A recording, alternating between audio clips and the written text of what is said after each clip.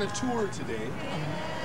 We're going on a tour today this is known as the Phillips Neighborhood. And so as the new immigrants to our community, we wanted to welcome you. Our organization is People of Phillips.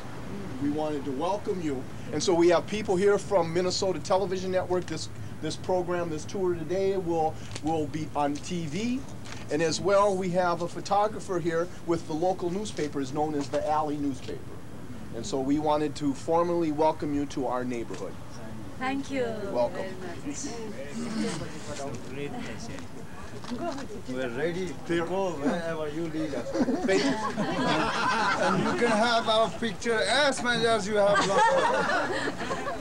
Good jobs. Like one of them, for example, has a physics degree in physics and math, and they left good jobs in India and came here, and they literally are dishwashers and making beds at the Hyatt and so on. And when asked if it was hard to do, it was hard to do, but they're here to tell America about the situation and to in Tibet. And one of the things that they're given an American or a Western culture orientation in Dharamsala before they leave, and they're also given a book. And one of the comments or the phrases, sections in the book, it says, and this is a directive from their government in Dharamsala, as Tibetan ambassadors you are to raise the voice of Tibetan freedom and independence, to be a force to make the world aware of what is happening to the Tibetan people in Tibet and in exile, and to develop communities in America that are authentic expressions of Tibetan culture. But as People of Phillips, one of our mandates as an organization is to ever welcome new people into our neighborhood, and that is the objective of our Hot Spots tour. We are historically a immigrant community. African Americans, Native American, Latvian, over the course of time have been welcomed into this neighborhood. And at People of Phillips today, we wanted to do this event called the Hot Spots Tour and Brochure to welcome our newest neighbors, the new kids on the block, so to speak, to Phillips, and that were the Tibetan people.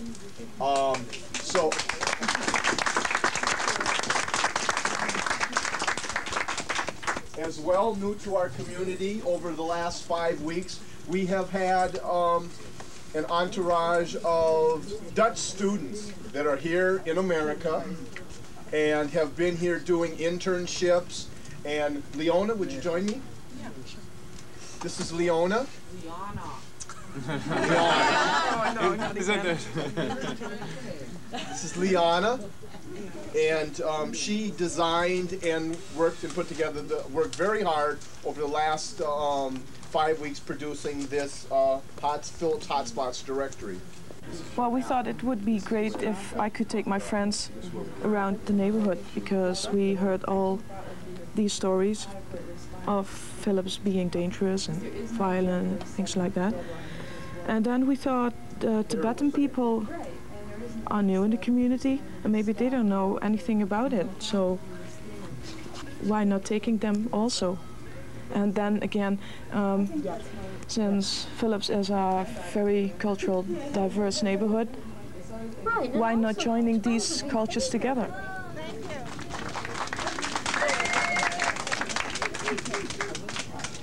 Thank you for that warm welcome. I'd like to take this opportunity and briefly welcome the Tibetan contingency as well as the exchange students from the Netherlands to not only the People of Phillips neighborhood office, but also to the Phillips neighborhood. I think that once you've had an opportunity to go on this tour and see all of the very positive things that is happening in the neighborhood, you'll see what a great accomplishment all of the neighborhood residents and all the volunteers have done for the Phillips community. I also want to say that as you experience these different things in the neighborhood, keep in mind that everybody that came initially to this neighborhood was also new arrivals to the country, and everyone opened their arms to them and welcomed them. And so we would like to do the same thing. Welcome you with open arms to the Phillips neighborhood and the Phillips community, because I like to think of us all as a family. And if we have that thought that we're one big family, that I think we can get a lot of things accomplished. And if you just look outside as you go through your tour, I think that the evidence of what has been accomplished will be very vivid to you today. So once again, just thanks for coming on the tour. Have a good time. Take your time, drive slowly. So I welcome you, and hopefully together we can figure out jobs for both of us and ways and ways to live so that we all can learn to be happy here and share with each other, and also to be able to raise our families here and make a new world, a new life for them. So welcome very much. I'm just honored to be with you today.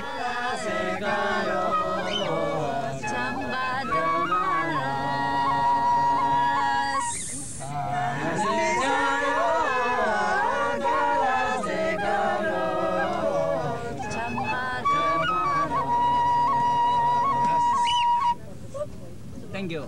Thank you. Just as we were gathered here, the meaning of the songs, we hope every day we'll be gathering like this and then going around singing. And just like in Lhasa, it's the palace of His Holiness the Dalai Lama. And so nobody can miss to see this palace of His Holiness, because it is always there permanently.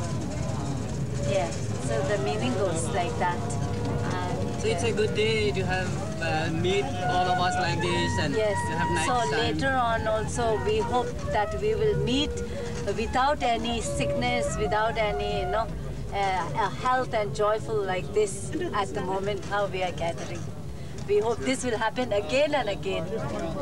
One other thing I wanted to tell you about our neighborhood that you probably noticed already is that there's big freeways that go along the edge of it.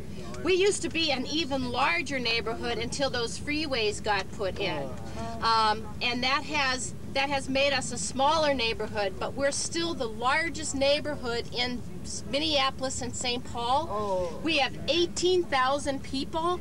And we're bigger than most towns around the state of Minnesota. So with 18,000 people, we have it all. And this is just the beginning of our tour to show how we have art places, and we'll go on to see museums and theaters and bookstores and Indian stores, so everything. And so pretty soon we'll need a Tibetan store so that we can have that.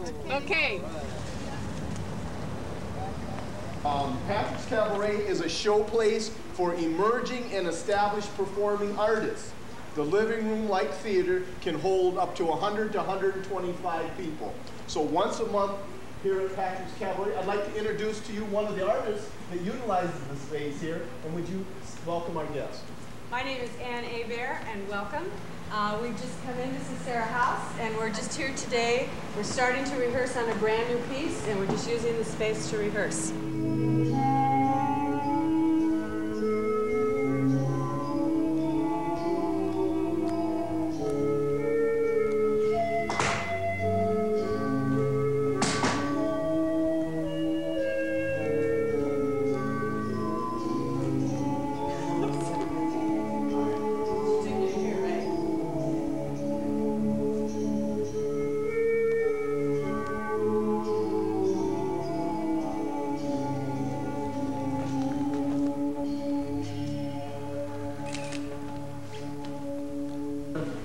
Neighborhood, there were a lot of people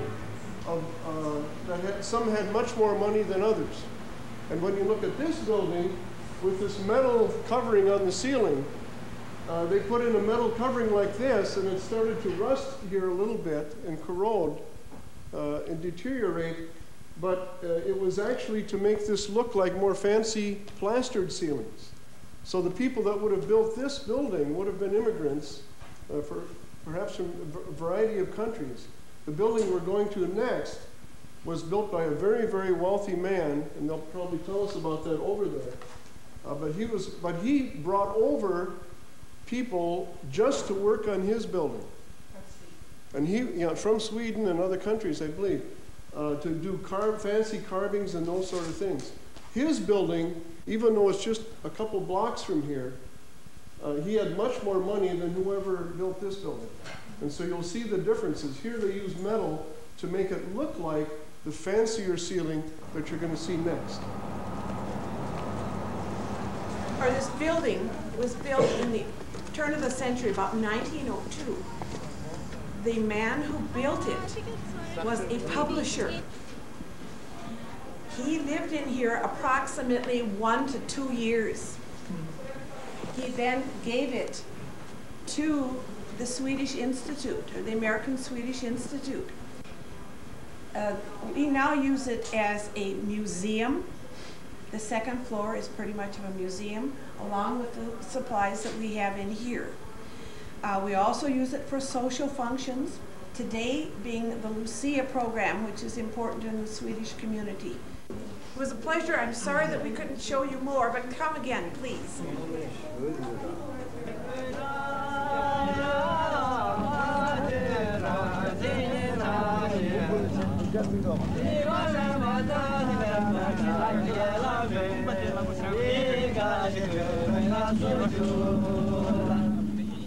Welcome to New Village.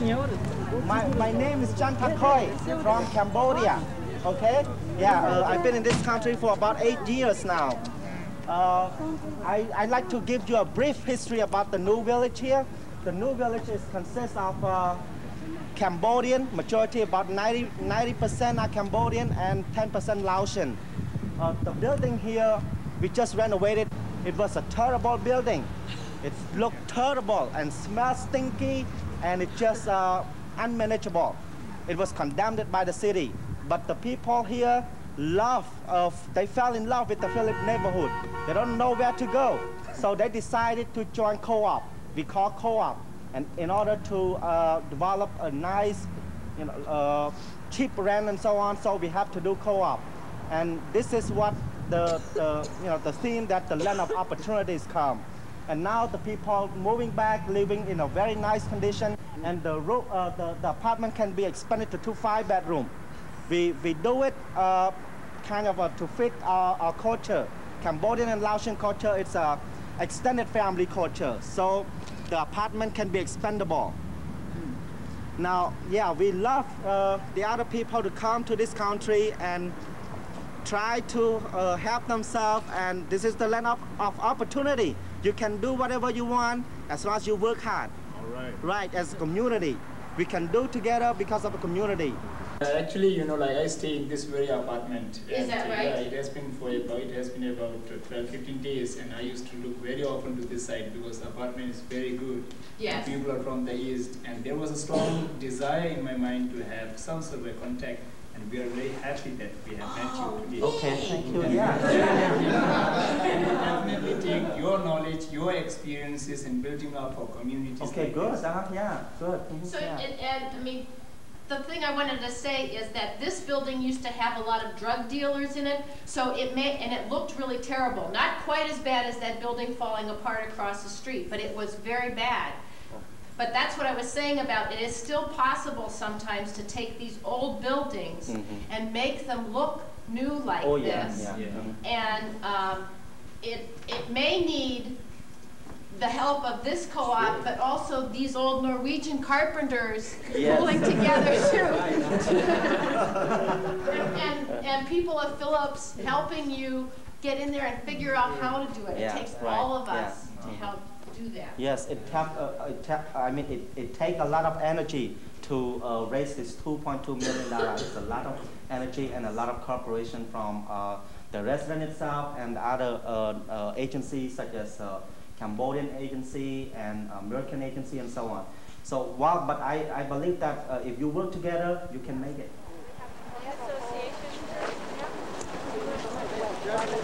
Right. Sometimes we look from our windows to see their big, large, colored trees. You were watching from there? That's the very family. Very like. And there was, you were watching from there? Oh, they say maybe 2 months. Early morning, every evening. Early morning. Then we should request them.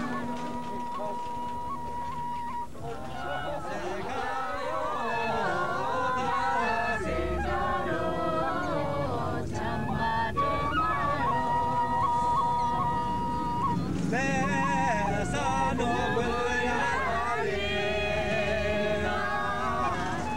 like to introduce you to Marilyn Lindstrom, an artist here in the Phillips Powderhorn area, who is responsible for bringing young people in the community,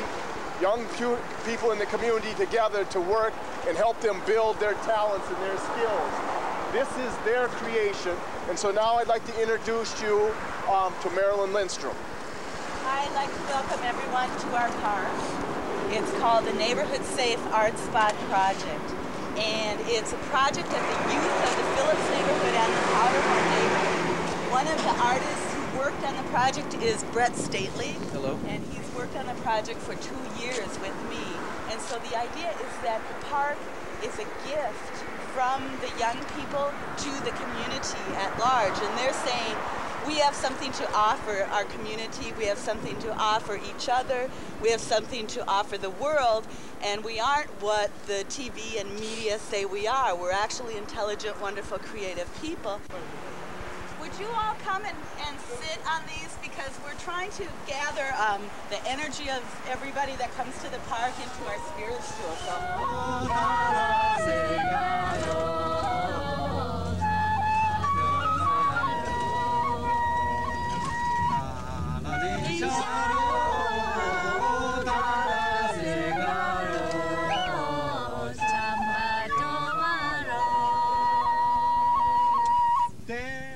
Welcome to Uhuru Books. Uhuru Bookstore is, as you can see, we are a bookstore, and we are a source of information on books and information, historical materials from Africa and African peoples throughout the world. We have a lot of artifacts and art crafts from Africa, different parts of Africa. And then we also have classes, history classes, African language classes that go on in there. And welcome, and we have clothes, everything, and you're most welcome. And if you have any questions, just ask me or ask Sister Carol over there. What country are you from, sir? I am from Kenya, in East Africa, right by Somalia, Ethiopia. How long have you been in America? I've been in America 10 years.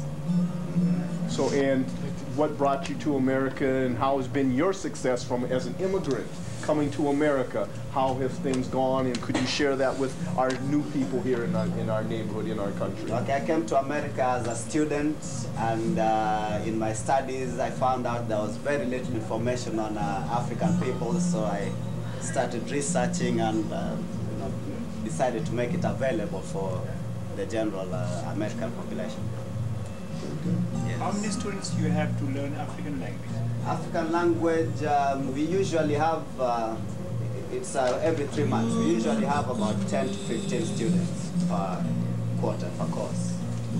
And what language of Africa do you teach? Is it only one language? One language, Kiswahili. Kiswahili is the most widely spoken language in Africa, especially East and Central Africa. What kind of habari yako? Yeah, mzuri sana, habari yako? You know some Kiswahili,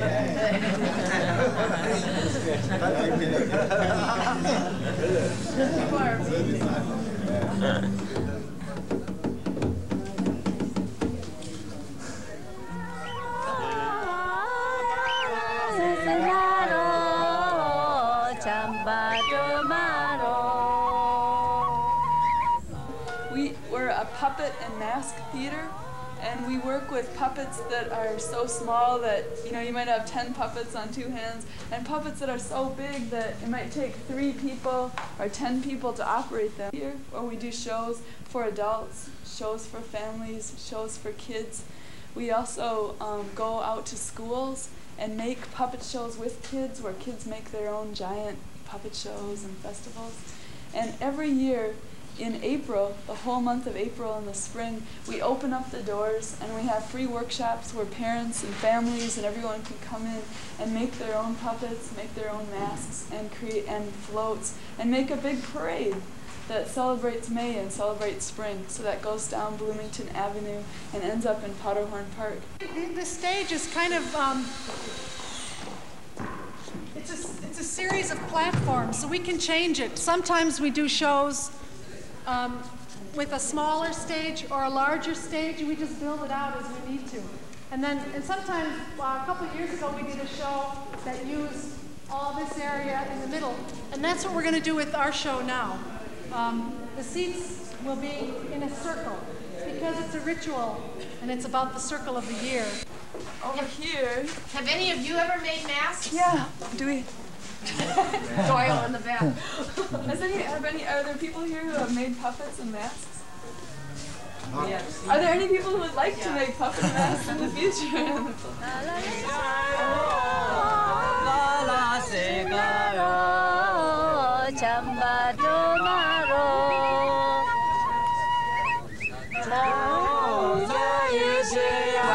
I'm Jewel, and this is the Two Rivers Gallery.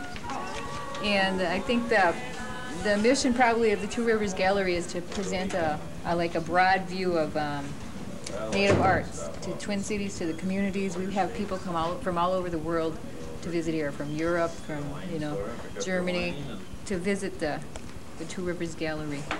And so we try to, like I say, present a broad view. And this particular artist is Carl Beam. He's an Ojibwe artist from Canada, and a lot of his work is on the wall, and some of it's. This particular show is about two cultures intersecting. Those two cultures are being the English, the Anglo culture, and the Native American culture. So that's kind of what this particular show is about. I've got one expression that I like to say here. People are people. And that's something, I'm from a society that has not so many foreign people. The major part is Dutch, and we have some people from the former colonies, and Moroccan and Turkish people. I think so. I'm not. And well, personally yesterday. I thought I was doing a great job by being interested in that culture, but here I find out that I was, well, racist is maybe too strong, but well, that I, in some way or another, look down on people for being not a Dutch person. And I think when I'm back, I really appreciate people for what they are. So people are people, and that's it. It's a very large community of different people. I find it very nice and perfect. And a very good chance to meet people just like us, refugees from from all over the world, and especially we see the kindness of the other people to have the time to take us around in such a beneficial tour. In America, really, it's fast. Time is going very fast, and people are very busy, and it's really, I mean, you don't have much time to spend with your friends and to spend with your family or so your relatives like that. I mean, the American people, I don't know much, but this is my feeling that they don't trust any other people, So every time, you are conscious that you should be very cautious of